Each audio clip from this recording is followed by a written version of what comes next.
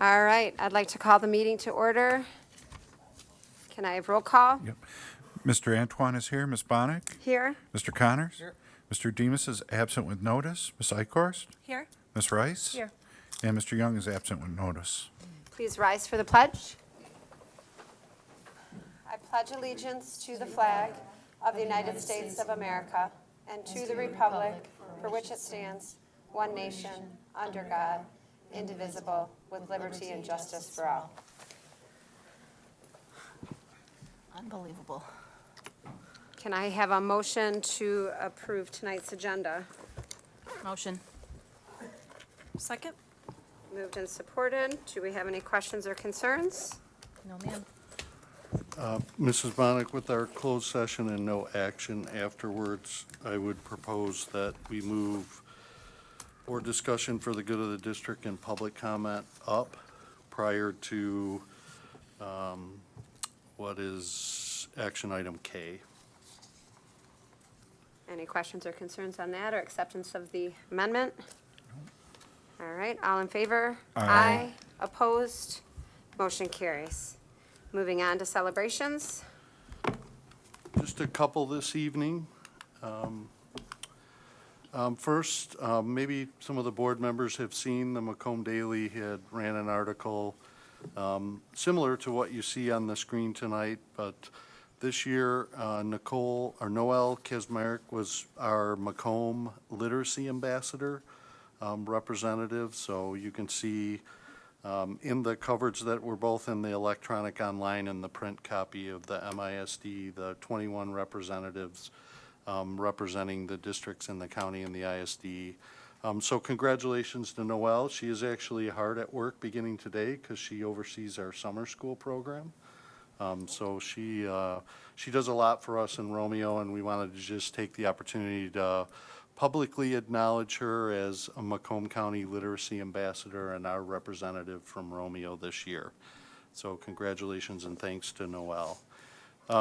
We are literally at that point in time in any school year where I think you officially turn the page. So we always look forward to, what I think is the most important ceremony we hold, and that's, the annual commencement ceremony for Romeo High School. So we'll take the opportunity. It was a great ceremony. I know you all know that because you were there with front row seats, but to congratulate our 2022-2023 graduates one final time, and after some of the important things that we have tonight, I think we're actually fully all in moving forward to 23-24.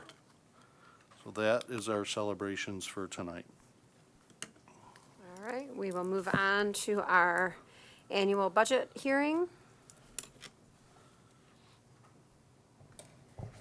Can I have?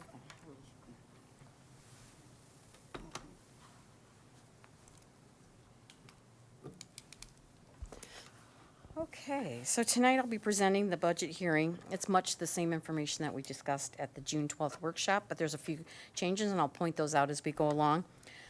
First, we're going to talk about the debt fund.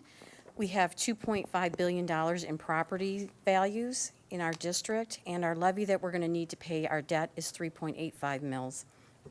The levy, this is the same levy that we had last year, and this generates $9.6 million, and our principal and debt payments are $9.4 million.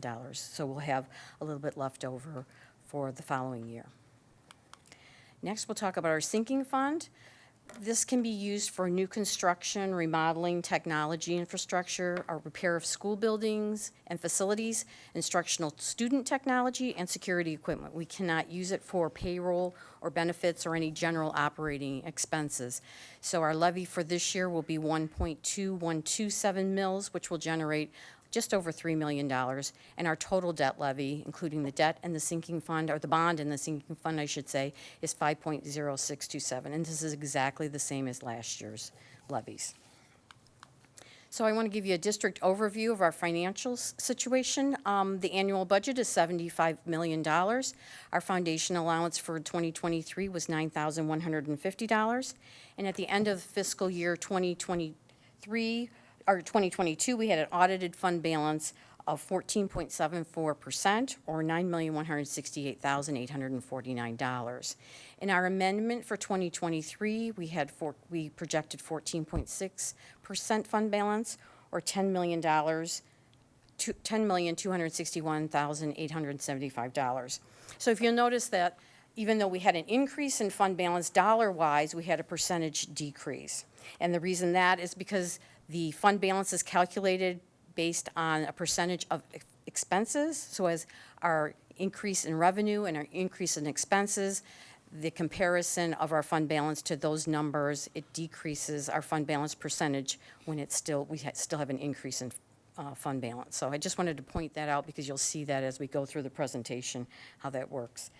Let's see. So I want to touch base on some of our grant funding for 2023. Our ESSER 2 totals $2.3 million. That's broken into two portions. There's the ESSER 2 formula, which is $1.3 million. And as you can see, we spent some of that in 2022.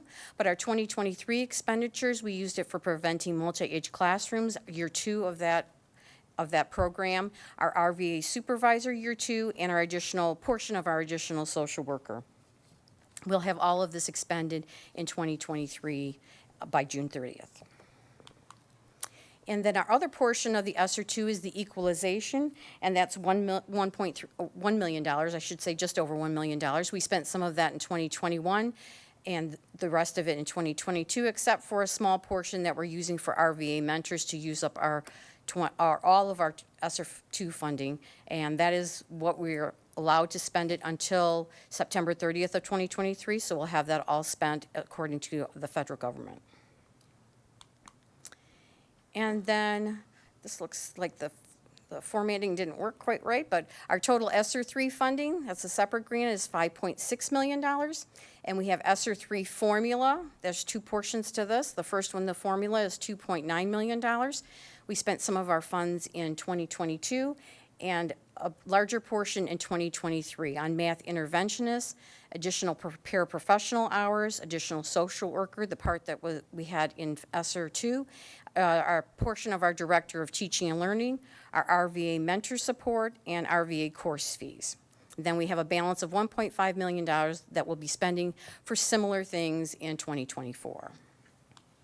And then the second portion is the ESSER 3 equalization, and if you'll remember, this is for students in certain populations, so special needs students, students with learning disabilities or at risk, or students that are English language learners. That's what these funds are targeted towards. We had some expenditures in 2022.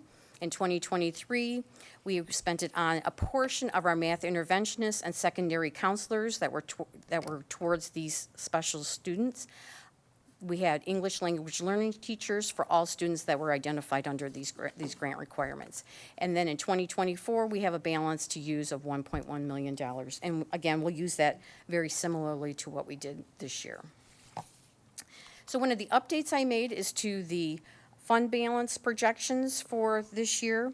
After reviewing our state aid report and doing some more work on our accounting for that subscription-based information technology arrangements that we have new this year, I'm taking a more conservative approach to the final fund balance, projecting that we will add $1.5 million to fund balance at the end of the year and have a fund balance totaling $10,679,024, or 14.46%.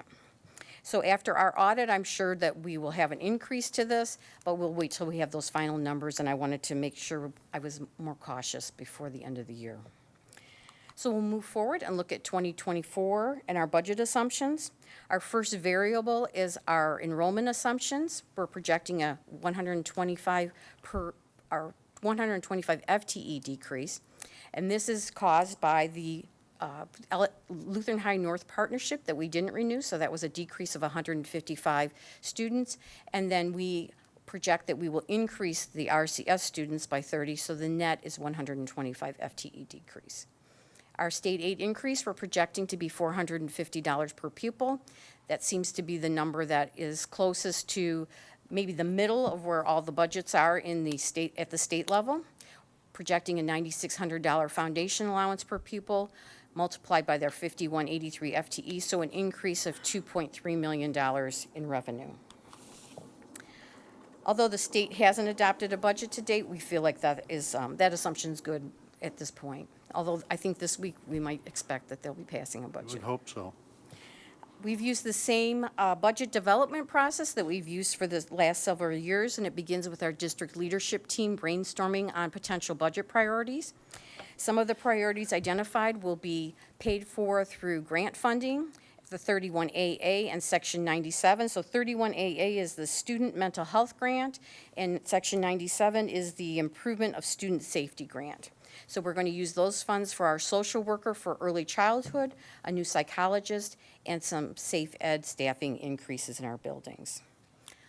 Other leadership priorities that were identified, this will impact the general fund, are our Romeo Middle School administrative position addition, our middle school academies planning time, the RVA student support liaison, a communications and marketing coordinator, operations and equipment increased in their budget, and support of the K-12 curriculum budget and electronic document conversion. We also incorporated some changes that we know and have planned for, which are our contractual legacy costs. So those are contracts with our bargaining units that we've already negotiated, and we know what those increased costs are. We've also projected what some of the open bargaining contracts that we'll have this summer, what those additional costs will be. We've subtracted the costs of operating the Lutheran High North support of their personnel. Staffing positions, we'll talk about, new staffing positions, we'll talk about that in the next slide that we're adding due to enrollment. And then we're starting to add back in some of the costs that we had covered with ESSER funding back into the general fund, so that now we're not adding it all back in at one time. So that's the RVA program cost, which was the supervisor, the mentor, and then the cost of the courses, writing those back in. And then there's some extra service costs that we know. Healthcare costs are going to increase, and we have some costs for custodial and other contracts that we have increases for. So those are all built into this budget. So I just mentioned through the budget development process that we had additional teaching positions for 2024. 3 of them are part-time for CTE in video production, culinary arts, and architecture and drafting. At the high school, we're also adding a social studies psychology teacher and an art teacher. And then at Hevel Elementary, we're adding an intensive resource room teacher and a 4th grade teacher. So overall, looking at the revenue for next year, our local revenue for our non-homestead 18 mills generates $9 million. Other local revenues, which includes the pay to participate or the gate receipts, that generates $556,000. And our state aid foundation is another $40 million. Then state aid other would be our at-risk funding or some other things that help support the increase in the retirement rate. And then federal and grants is $10 million. So our total budgeted revenues are $76,961,831.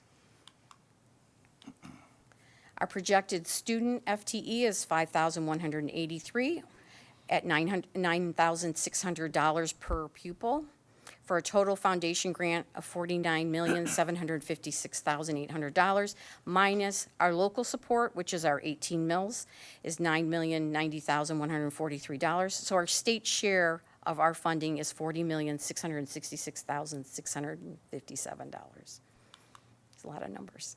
So this chart shows how our district depends on the state for our funding, how heavily we just rely on the state for our funding. So if you see the dark blue, or almost looks black, and the orange, those two together are about 74% of our revenue. So it's very important for us to get those increases in state aid. On the expenditure side, I've broken this into salaries, benefits, purchase services, supplies, capital outlay, and other, for total expenditures of $76,723,023. And looking that in a pie chart also, this is heavily on the side of salary and benefits, so that the blue and the dark blue, those total about 80% of our budget. Now, we're a people business, so that isn't unusual for education to be that heavily invested in personnel costs. So at the end of '24, we're projecting that we'll add $238,808 to fund balance, and expect it to be almost $11 million, $10,917,832, or 14.23%. So there are some other budgets that the board needs to approve, that they're required by law to approve, other than the general fund. The first one is the Community Service Fund. If you remember, in 2022 and 2023, the Community Service Fund got some child care stabilization grants, and so those have really helped support the fund. So we expect that they're going to add to fund balance by $132,609 this year and end up with almost $600,000 in fund balance. Now, next year is a little different. They're not getting the child care stabilization grants anymore. So we expect them to use some of their fund balance because as we get the projects over at the Croswell Center done and get ready to grow, we just feel like that maybe things will be a little bit slower next year, but then they'll be ready to go the following year to increase their programs. So food service, that's also unique in that we had fund balance of a little over $1 million at the end of 2022. And remember, that was mostly because we had all the free breakfast and lunch. This year we went back to the free paid reduced schedule that we had normally. And so we've added a little bit to expect to add a little bit to fund balance, $24,005 to fund balance this year. We had excess fund balance, as the state identified in the food service account last year. So we'll probably be identified this year as having excess fund balance, but we do have a plan for using those funds. In 2024, we expect to use $518,794 in fund balance, and that's because we're using a portion of the food service fund to help with the Romeo Middle School cafeteria equipment purchase. And we're also, our food service director has identified some other needs in the other departments or other buildings that need equipment, so we'll use some of those funds. So we'll get our fund balance down to a reasonable level at the end of 2024. And then the high school bookstore, this is just one that we have to approve a budget.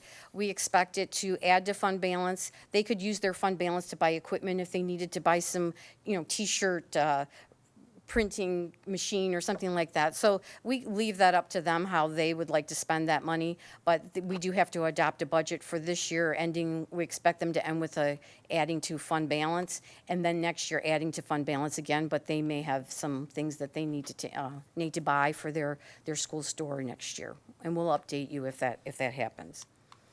We also have to adopt a budget for our special revenue or student activity funds. I put these both on one slide because these are the funds that are fundraised for. These aren't, we have to report them with the general funds, but these are the funds that the students raise or that the schools raise, and that we use them exclusively for extra needs that the students have. So these funds are not used for any portion of the general fund costs or expenses. This is for added things that the students need. And then going forward, we'll complete the audit in August this year. So we'll have a report for you in September or October. And then we'll continue to assess our ESSER expenditures and prepare for our state audit, because we do expect that the state will come out and audit us on the ESSER funds. And then we'll plan to transition the ESSER fund positions back to the general fund for 2025. So we'll be talking about that throughout the year. And then we'll have a fall budget amendment once we know what fall enrollment is and once we know what the state budget is. So we'll talk about that and get us up to date later in the fall. Questions? I don't have a question, but since we do have an audience, and I'm going to ask you, can you go back to, I think it was the last slide of revenue? And you showed go back one more, this one. Yes. I think it's super important because a lot of people don't understand the 18 mil non-homestead. When Proposal A passed, it said that homes would pay 6 mils and non-homes would pay 18. But what people don't understand is if you don't pass the 18, the state takes that away from you. So they assume we collect it, they know that amount, and then they take it, what they give us out of that. So I don't remember what year it's going to come up again, but just to give people that understanding that it's not a new tax, it's the actual formula of how we pay for our schools. And it was part of Proposal A, and it's the 6 mils, 18 mils. It's not anything new. It's not taxing someone more than others. It's just how they come up with the per pupil. So that's just a a slide. I haven't seen it like that in a while. Maybe you always do it that way, but thought since Usually we at the had budget people. hearings, when we're Yeah. talking about taxes, but not typically Yeah. in a normal So that's just kind of a presentation. good visual. You kind of see that we collect it, but then that's what they knock off, what they give us. Right, so it's really important that really we don't lose that important. $9 million. That's- Yes. That's very important. They're knocking it off whether we pass the millage or not. That's the point. Correct. Yes. They know how much we should collect at 18 mills, and they factor that in what they give us. That's correct. Anybody else have questions? Okay, thank you. This is our opportunity for public to speak on this topic. This is our actual budget hearing, so we didn't necessarily indicate that with the yellow cards, but if there's someone who wants to speak on the public or on the budget, this is your time. Seeing none, we can move. Now, do we have to consider that? Do we have to close and come back out? Or we go into? Well, no, because we didn't really formally go in, so we're Okay, good. we're good. The budget hearing, conclude the budget hearing, and we'll just document the time. All right, we are concluding the budget hearing. Okay, at 6:22, I think. All right, moving on to consent action. Can I have a motion? Motion? Support. Moved and supported. Are there any questions or concerns on any of this? For the audience's sake, the board policy 6008 is just a reimbursement of transportation mileage within the district, which is what we always do, but we were changing our policy to go along with that. Most of it is our minutes and our normal general fund and our annual June approvals. Can I have all in favor? Aye. Aye. Opposed? Motion carries. Moving on to informational updates and new business, communications. You see, we had a couple students write to us thanking us for scholarships. I don't think there were any other communications. And moving on to committee reports, we had curriculum and finance. I will go ahead with curriculum. Okay. We met at the end of May, and just to kind of highlight some of the things that, the notes that Jennifer McFarland sent out, we will be looking at a new 7th grade textbook, adopting that tonight, and a lot of good feedback from the parents and teachers that reviewed it, very factually based. It's part of a trimester class at the 7th grade level at Romeo Middle. As far as the K to 2nd grade social studies curriculum, we discussed that. It's not really anything new, but more of streamlining curriculum maps for those lower elementary teachers. And this was discussed at the study session, how 3rd grade will be using giant units. And all of those things got teacher feedback, which were positive. For 4th through 8th grade social studies, that's also on the agenda tonight. We will be adopting TCI. And the feedback from that from teachers is that it was more interactive and inquiry-based compared to what we were using. We also discussed that there will be looking at the student handbook and making updates if needed. The grading standards committee met, and that includes administration, teachers, and a few parents. And there was different things addressed, but a couple highlights from that were taking a look a little bit more at student work and making sure that there's honesty there, and also looking at how retakes will be done, and that will be more at the discretion of the teacher, and just having some more just consistency there. The PD advisory committee met. It's full of a lot of different people across the district, and this time they added 3 parents onto that just to discuss the different needs of professional development across the district. And then we also, at the very end, talked about learning loss from COVID and just looking at, evidence, how has that changed in the last couple of years? And then we also agreed to meet back in person, starting with our August subcommittee meeting. So those are just some highlights. I think I'm also the only representative for finance here tonight. I was there too. but Okay, I don't know Do you if want to do it, or you can? I've got it well, out if you don't. I have know it. we spent a lot of time at the study session, and Vicki gave a great report tonight, so if anybody doesn't have any questions, I won't bore you with repeating it. I'm good. Okay. I just wanted to say one thing, Miss McFarland. I did read that health book, the seventh grade health book, and I was impressed with it. So,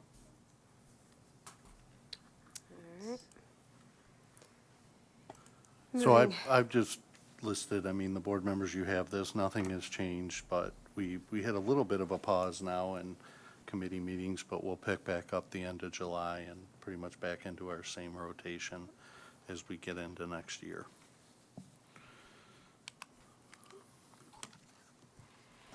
Another annual rite of passage.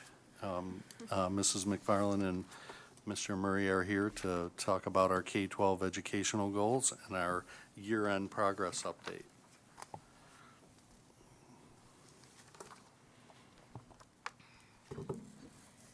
So I think it's been the past couple years, section 98B, because we like all the numbers and letters together. We update the board in February and then in June. So this will be the year-end progress towards growth. So if you recall, in the fall, each building and district need to decide on their goals for the year. And in Macomb County, the ISD has guided us and asked us to just kind of have a general language, but we give the NWEA assessment, so they help disaggregate and aggregate the data for us. So we have to show growth in reading and math. So the way our goals read, using a variety of strategies, we have CAS time, SLC time, teachers can talk about NWEA, we give it in the fall, winter, and then the spring. So we'll be showing growth between the fall and the spring. So this is just a graph of, the first one's kindergarten. The K won't show up for me, so I apologize. And this year, we gave the NWA to our 11th and 12th graders as well. They did not take it 3 times, they just took it twice, fall and spring. So you can see for math, the blue bar is the fall average RIT score, and then the red is the average spring score. So you can see all the reds are higher in math. So that was a very pleasant surprise, because sometimes the math scores haven't shown growth in all of our grade levels. So reading, pretty much all the reds are higher than the blues. 6th grade, they didn't make any growth, they stayed the same. And then in 9th and 10th grade, it was I think 1 point less. So Mrs. McFarland, can I ask a question? And I apologize if it's on an upcoming slide. Okay. It won't be the first time I've done that. I think it's important for the public and the board to know that the benchmark changes from fall to spring. So the kids are not trying to achieve the same score level. Correct. So. Correct. So it adjusts throughout the year based on teaching and learning. Correct. So after 3 weeks of learning, there's a set after, and then whenever your spring assessment is, I think we have 30 weeks of learning. So it is expected to be higher. So I'll let Mr. Murray talk a little bit about the elementary and some observations that were made. Thank you. So from the graphics that you just saw, overall, all of our grade levels at the elementary level made growth in math and reading. And then from a district aggregate perspective, looking at all subgroups across the district K-5, all of our subgroups made growth as well, which was exciting. I think, kind of scroll through our building updates. You'll start to see a common theme. And again, if you look closely at the graphics that Ms. McFarland created, you'll see at our lower levels, so K, K1, 2, the difference between the blue bar and the red bar is higher, right? And that's just because it's easier to make growth. The expectation is that there's more growth at the lower elementary level than, as kids move through 3rd, 4th, 5th grade and beyond. So Amanda Moore, Ham Par, again, double-digit growth in both content areas, kindergarten through 2nd grade. And then, math 3 through 5 was the same experience. Hevel, again, kindergarten through 3rd grade, And then fourth and fifth, we really just saw a dip in reading. There was some consistency in terms of making that double-digit growth from fall to spring in math. Reading was, what's that? Lots of math. Yeah. And then Washington. Because we're looking at 5 buildings across the district, it probably makes most sense to talk about the common challenges that those buildings have.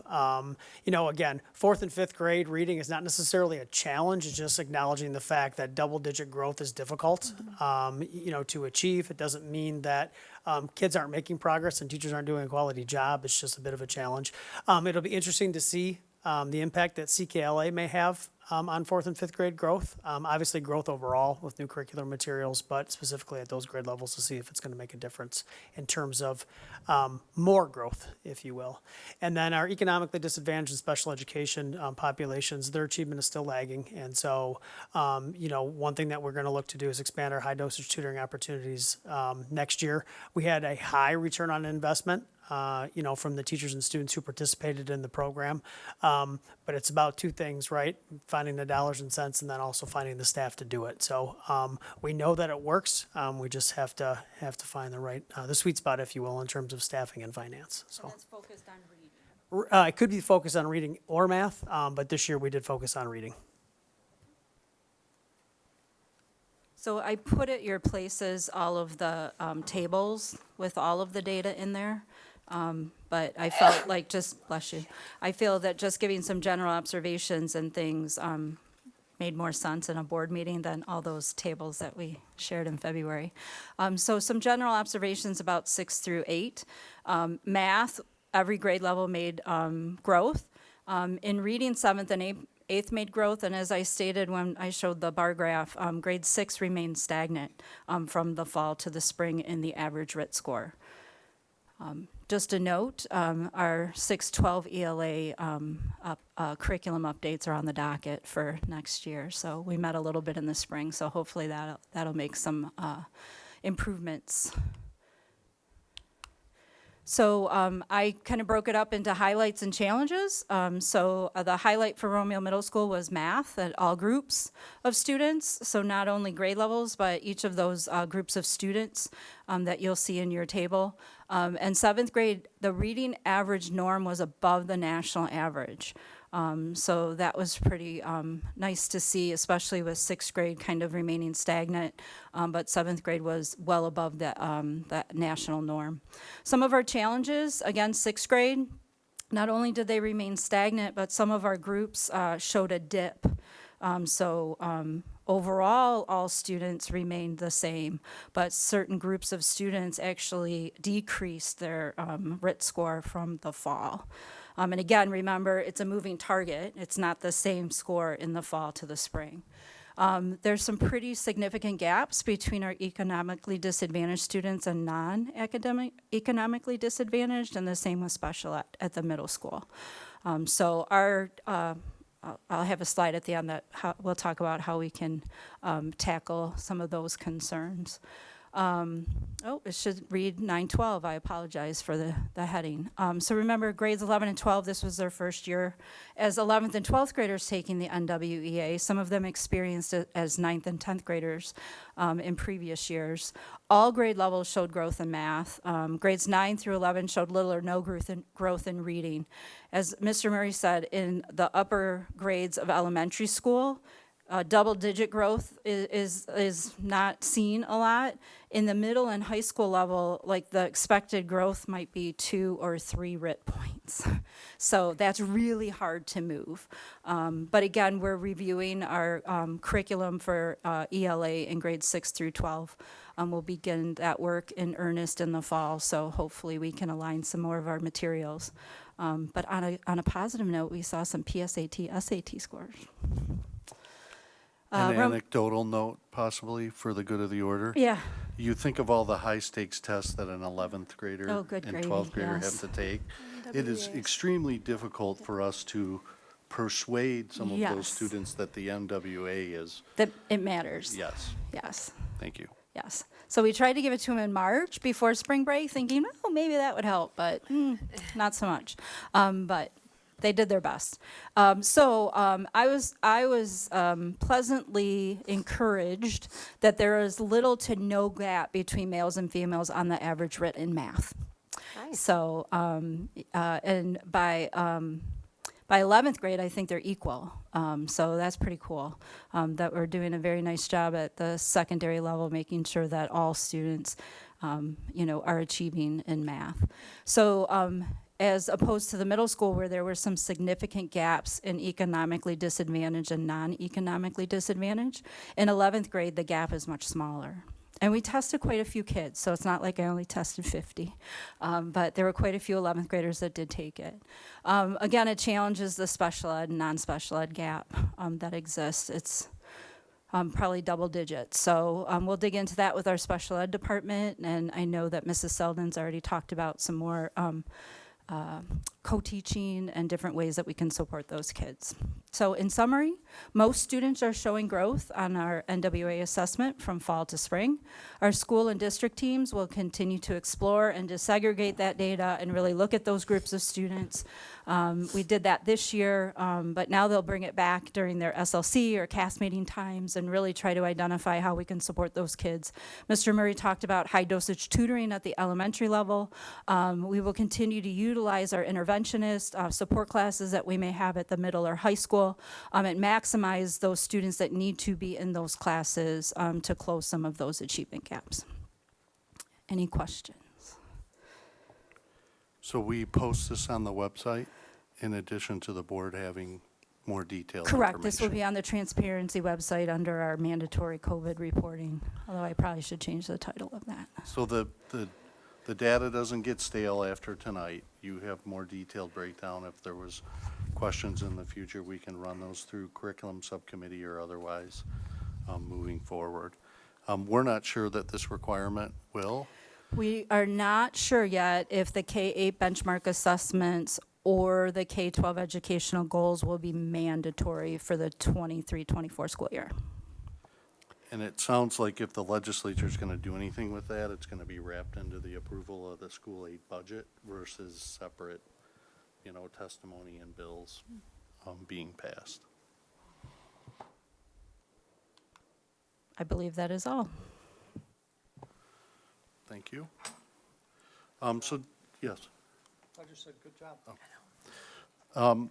So just a couple updates for my report tonight. We've had a lot. There was a lot in the study session and some pretty considerable subcommittee meetings leading up to that. So one of the items that has come on maybe a little bit more aggressive timeline than what our original plans were is our resolution tonight for security camera upgrades, and that's phase one. And this does have some connection to my safety update tonight, but I do have Mr. Nelson here and Scott Smith from IDS Technology, our consultant for all this work. So if there was any questions in regard to that from the board, they'd be happy to come to the podium and help clarify. So gentlemen, thanks for being here. Any questions for them in regard to that? So in layman's term, the superintendent said, we got these recommendations and I think we need to add more cameras to meet some of these, and then that kind of expedited some things. So thank you, gentlemen, for making that happen so we can get those included this summer. Next, just, we're still, the board knows, but for the public, we're still working through the sale of the old Romeo Middle School site. Since our last meeting, I would just, report that we have gone back as the board, asked, and reconnected with our number 2 and number 3 bidders from the RFP process. We've shared with them a lot of input in regard to conversations with the board, input that we've gotten from the citizens and residents over a committee meeting and regular meetings, and asked them to consider that, have conversations with them about the possibility of, engaging with that group in the future, and they have submitted revised proposals that the board is just, receiving and getting the opportunity to review. Also met with Mr. Corey, the representative from the citizens group, and, talked through a lot about where we're at and the intentions of the board at this time, and also a little bit more about their support and their backing, in addition to the desires of the group that we've heard through public comment over a couple meetings. So feel like we have moved the needle, but all that considered, we're not bringing any action tonight. We don't have a recommended proposal at this time, and we'll continue to work through that, especially after our further conversation in closed session tonight. And I'm making no declarations. There is a possibility of some action in July, but it very well could be August as well. Any other questions or comments on that? I think I would just like to add again, since we have some people here, to take a step back so you understand this is an asset that we no longer need. So it is something that we entered into the RFP process to sell the property. Our goal is to sell the property. It's not to maintain it. It's not to create some type of educational setting there because our kids aren't there. So if we're going to do an educational setting, a farm, or any of those types of things, that would actually be at one of our school sites where the kids could actually access it. So just want to remind everybody that we are planning to move forward with selling the property, as Dr. Robinson said, not tonight, maybe July, maybe August, because we have taken the time to hear what the residents had to say, work closer with the people that are bidding to make sure that it's kind of a win-win situation for both the residents and the school district. So we, as fiscal agents, have to be clear that when we no longer need an asset, we have to go through a process to get rid of it. So that's kind of where we're at, but just wanted to let everybody know that we're not planning to keep it. That ship has sailed. All right, thank you. Just for a safety update, we have delineated all of those, safety and risk assessment recommendations, created a very organized worksheet to track those. Mr. Nelson and Mr. Storm's departments both have significant connections to many of those recommendations. So there are some that we feel we can accomplish this summer in the absence of leaders and staff. There are others that will be built into our transition back into the school year next year, and our planning with our administrative team, and then the work we do right at the beginning of the year to just refresh on safety protocols and priorities and things like that. And then there will also be some that will take a little longer. There is a handful of the recommendations. They are simply recommendations. If you remember when Mr. Russell was here, they're not telling us what we have to do. They don't have any authority. It's their perspective. So there are some recommendations that we just don't feel make sense because of operationally, this is the difference in between the use of space or some protocol instructionally versus whether it would just be some sort of rigid facility that doesn't have the moving parts of teaching and learning. But I think in large part, we're going to be able to accomplish most of what they have done. And likewise to when we had these assessments done 3 years ago by representatives from the Office of Emergency Management in the county, we were able to achieve most of those as well. So I'm grateful for all the work that's gone into getting us here, but in some ways, this is just the beginning because now we've got to make them all a reality, and I think we can do that. The other thing is the board knows that in our annual June approvals in our consent agenda tonight is, kind of re-upping and extending our agreements for the school resource officers at both buildings. Those also are connected to our municipality, so the Bruce Township Board has already taken action last week. The village board has that on their agenda tonight, for the RMS officer, and I'm still working with Supervisor Praviti on the Washington Township agreement with the Sheriff's Department. So I appreciate the board's support. our stake is in the ground, that Officer Bauer and Deputy Lavish, we want them here next year. And there's conversations about how we might even consider multi-year extensions to that. But for now, we're in the game for next year, and I don't anticipate that we won't have support from our municipalities, and we'll confirm that hopefully no later than our July meeting. That's all. Dr. Robinson, I have a question on that. I don't have it in front of me pulled up, but I believe the subcommittee next meeting is not till October for safety. And I know there might not be a lot of updates, but given that there's 2 new members on that committee, I was wondering if we could maybe touch base before October. Sure. Okay. Thank you.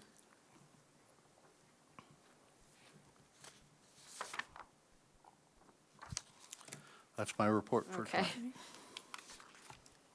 All right. I did not receive any public comment for anything that's on the agenda tonight. I do have 2 for later in the agenda. Regular meeting action items. Our first, can I have a motion for Employee Services Resolution 52, which is a personnel update? Motion.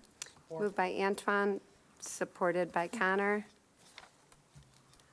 Any questions or concerns on that one? All in favor? Aye. Opposed? Motion carries.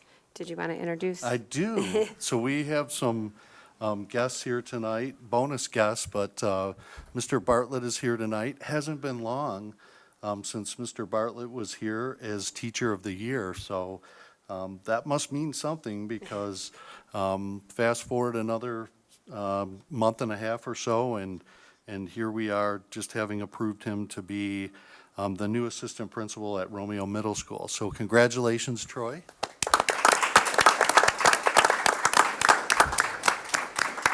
Mr. Martz and Mrs. Ebert, like a woo-hoo of finally Robinson, you know. Yeah, thank you. Also, because I knew Troy was coming tonight, it's been a couple months since we approved Aaron Schweihofer as our new academy principal for the DEM Academy at Romeo High School. So Aaron is here tonight. They both have representatives from their family here, so welcome to Romeo. Bartlett's, I know you kind of been around for a while, but Aaron and Troy, we have this tradition of the row of handshakes, so if you guys want to come up and start on the end there with Mrs. Eichhorst and introduce yourself, we'll get a picture of you guys and then move on. This way.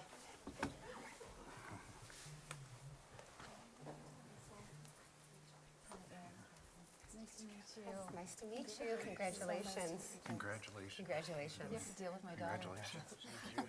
Congratulations again.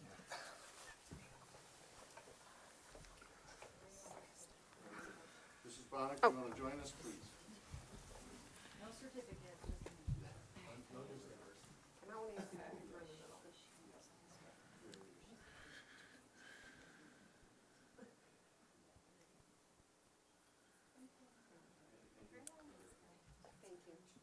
Excuse me.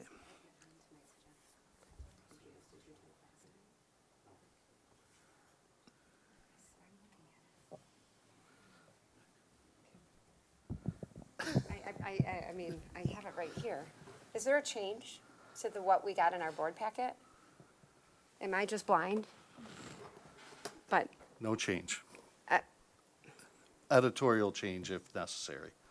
okay, because he's not on here. That's Okay. all, I just want to make sure. Usually, that's one at our desk. Unless I'm just missing it. Don't worry, Mr. Bartlett. What? This is, I know, but it's not on the resolution. So I You're would, good. just to be firm, should we Yes. make an amendment to what's in our board packet and make sure that Mr. Bartlett is on there? I missed a meeting a week ago, so I just thought maybe you were coming after, so I didn't bring it up ahead of time. I apologize. So, all in favor of the friendly amendment? Aye. Opposed? Motion carries. thank you. I just, You almost didn't get it.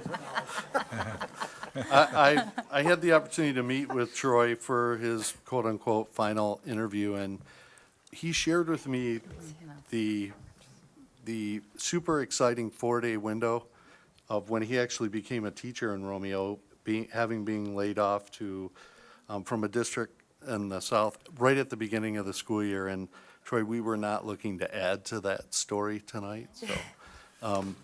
I would also want to share with the board, and I kind of mentioned this maybe, I mean, these folks technically haven't officially started, and they've already spent 3 full days in training in between teacher evaluation and today at the ISD on behavioral risk assessment. So super committed people, and we're excited to have them on board. So another round of applause for our new administrator.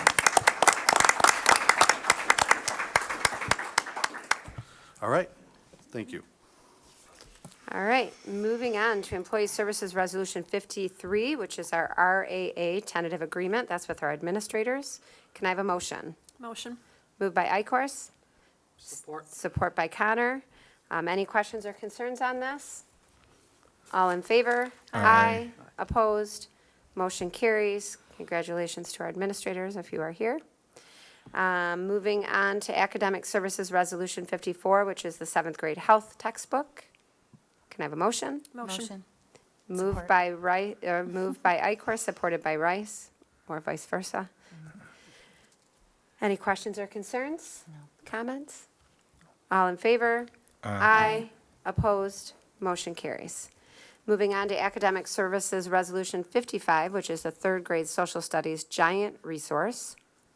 Can I have a motion? Motion.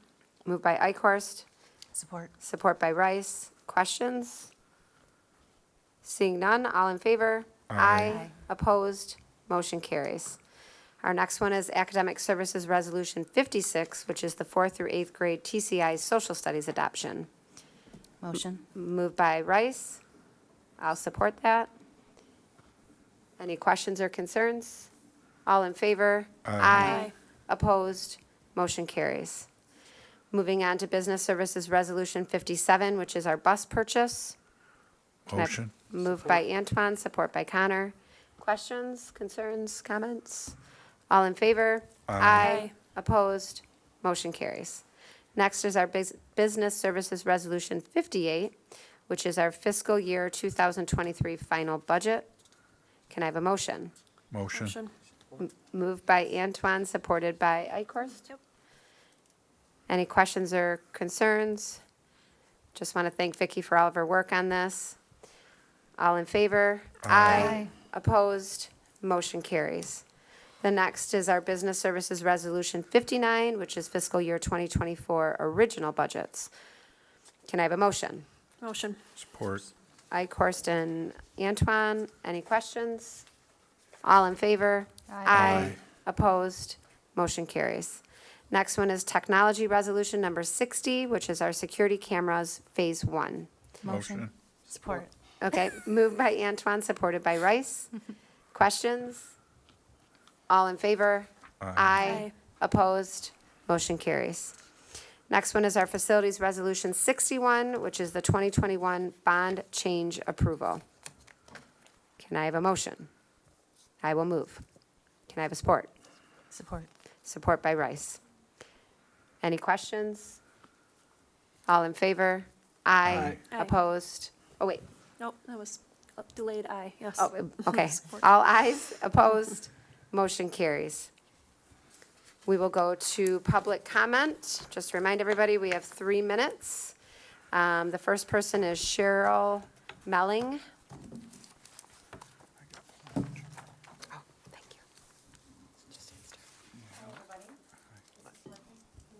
you. You just, You're not red. Can you hear me? There you Okay. go. All right. I'm here to talk about something that I'm very passionate about, and it is autism spectrum disorder in the classroom and teachers being educated on that. In 1980, there was 1 in 10,000 kids with autism or people with autism. In 1992, it jumps to 1 in 150. 1998, 1 in 110. 2002, 1 in 68. And now it's 1 in 36. We've heard a lot about COVID, but this is an emergency that doesn't seem to be going away. It continues to seem to grow, but I don't see the education in the educational world on that topic growing.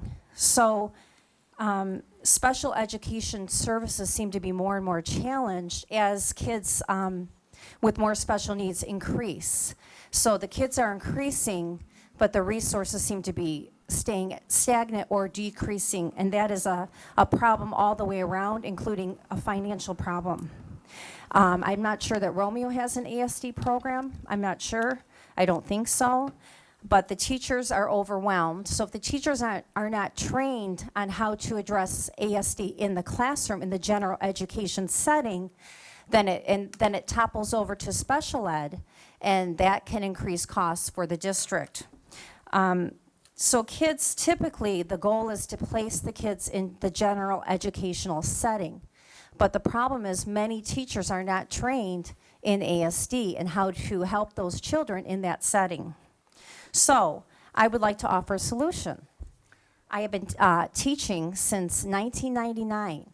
I have a lot of experience in both upper and lower elementary school, and I have a 20-year-old child on the spectrum.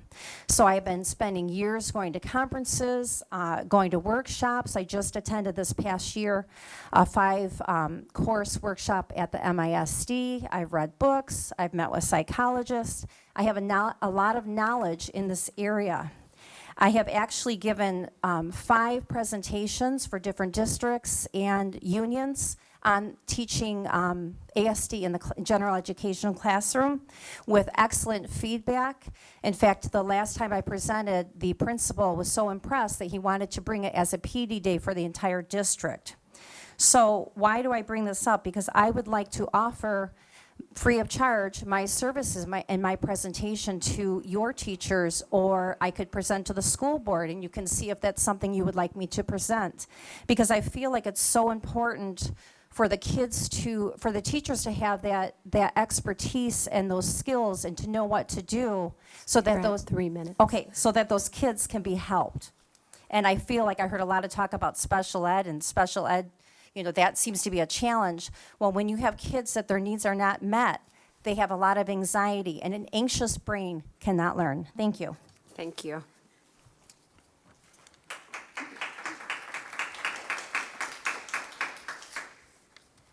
I have Maddie Kuchenmeister. Did I say it right? Am I adding an N? Okay.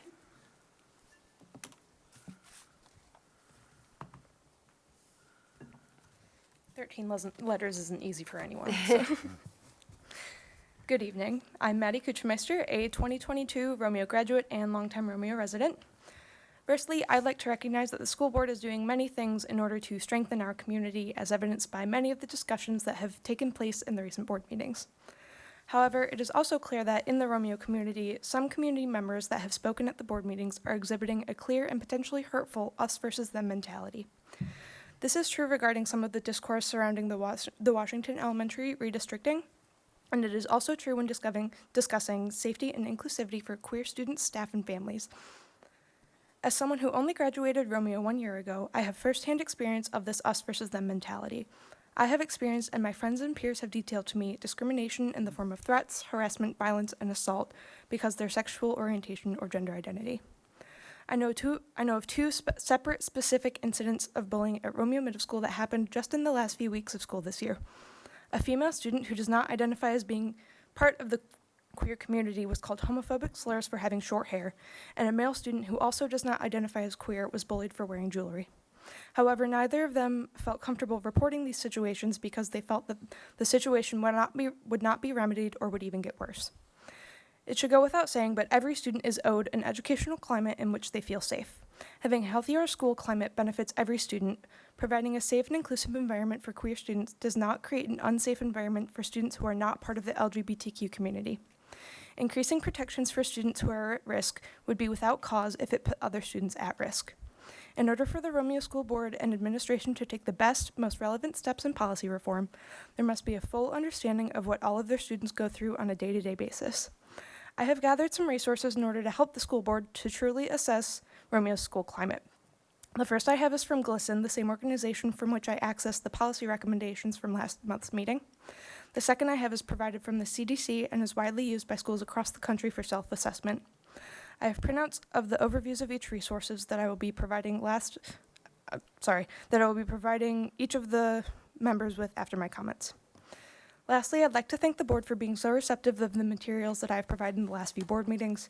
I would also like to add that while I may not be divulging into deep detail during my comments, I am limited by the time I'm given, and the true value of what I'm saying is held in the specific analysis and utilization of the resources that I'm providing with each of the members. I truly hope that these resources can be utilized in order to create a more welcoming and inclusive environment for every student. Thank you. Thank you, Patty. All right. Oh.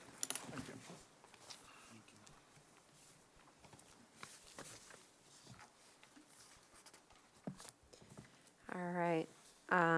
Board discussion for the good of the district. Does anyone have anything they want to share? All right, then can I have a motion to go into closed session? Motion? Moved and supported, Icorst and Connor. Can I have a roll call? Mr. Antoine is yes. Ms. Bonnick? Yes. Mr. Connor? Yes. Ms. Ikorst? Yes. Ms. Rice? Yes. And just for the audience, we're not voting when we come out, but you're surely welcome to stay.